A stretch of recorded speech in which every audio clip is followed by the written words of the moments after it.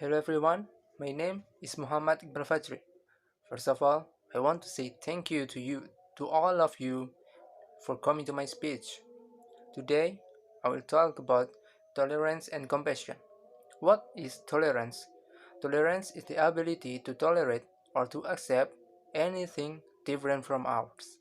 For an easy example is Muslims, Christians, Catholics, atheists, and other religions group being friends and being considerate to each other. And what is compassion? Compassion is the feeling that arises when you are confronted with another's suffering and feel motivated to relieve that suffering. Is compassion the same with empathy? No, it is not the same as empathy. Empathy is when you share the same feelings as the one who suffers. On the other hand, compassion is not only the feeling, but also the desire to help them. The world we live in is full of different kinds of peoples. There are black people, white people, brown people, and any other races.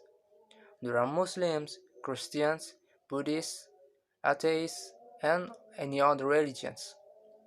And of course, there are still a lot of differences in this world I cannot mention here. These differences is the main reason why tolerance is needed in our life. Without tolerance, there will be a lot of contention. People won't accept differences between each others, started insulting other groups, and maybe in some cases, there might be a violence to a certain group.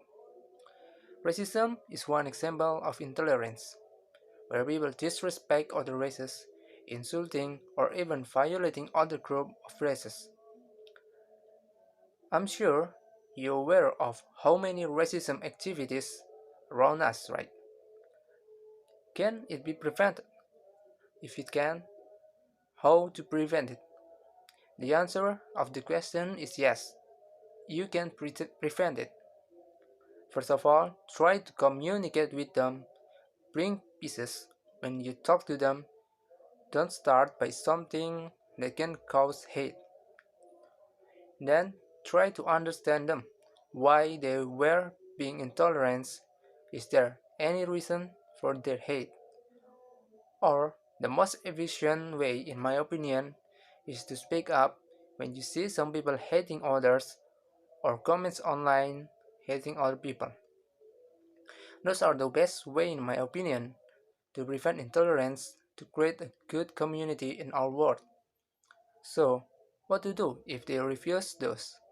Then try to ask them, but keep in mind that you are not there to hate them.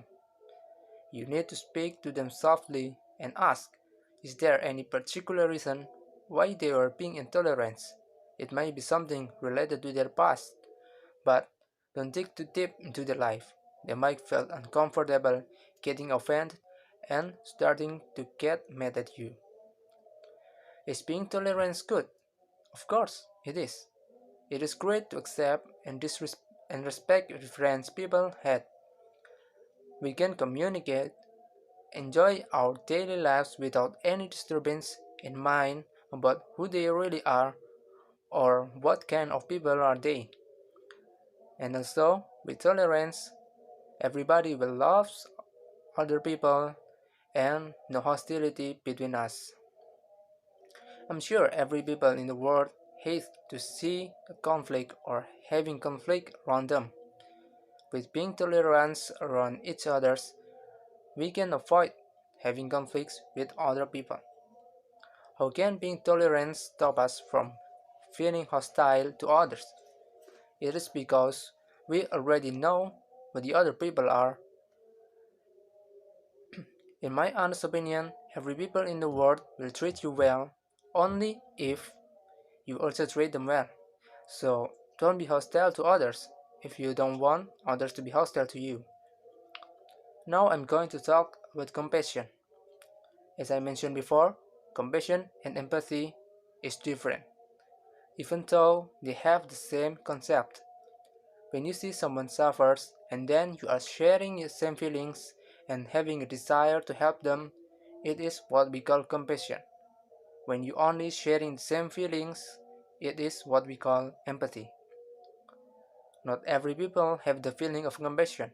Some people are just feeling bad for someone, but they have no desire or almost no desire to help them. It is rare too. What is the example of compassion? One example of compassion is when you heard of some people affected by an earthquake. You not only feel bad for them, but also giving donations for them to recover from that earthquake. Why there are people who don't have desire to help others? It may be because of various reasons. One of them might even themselves is in a difficult situation. Maybe they were in a serious crisis or something similar like that. So we can't really say that they won't help others because they were not willing to, but maybe they just can't. Is it hard to help others? No, it is not hard at all. If you can't give donations, you can send prayers and wish that they are going to be safe there. Now, is it wrong to only have empathy? It is not, of course. Maybe what I said before was conditioning people with empathy, but I don't mean it that way. Even I sometimes only have empathy for others. Having you to share the same feeling as them will make them glad. They will feel that there are someone out there who care about them. Just imagine, what if when you're suffering and nobody out there care about you or not even supporting you? Really bad because nobody is supporting you. So your support is what they really need, whether it's a direct support like donations or indirect support like prayers.